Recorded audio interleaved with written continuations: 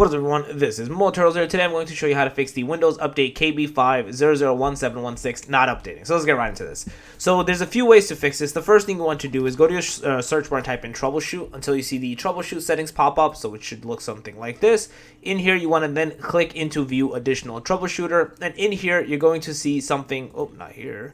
Additional troubleshooter, that's what I'm supposed to click. In here, you want to then click into where it says Windows Update and run this troubleshooter. So there's a specific troubleshooter for the update itself, and running this basically fixes a lot of these issues that may be causing your Windows to not update. The next thing you want to do is go into your search bar and type in services until you see this pop up. In here, you want to find the Windows Update service section, so you just press W, you'll find it. So in here, you'll see, where is it? Right here. You'll see two Windows Update services. So you want to, for both of them, double click into them. If it's not started, start the service. If it is running, stop it and start it again. And also change the startup type to whatever it is into automatic. Do this, press apply, press OK. Try to update your Windows now. You should be good to go and not have this error persist any longer. So yeah, that's basically it.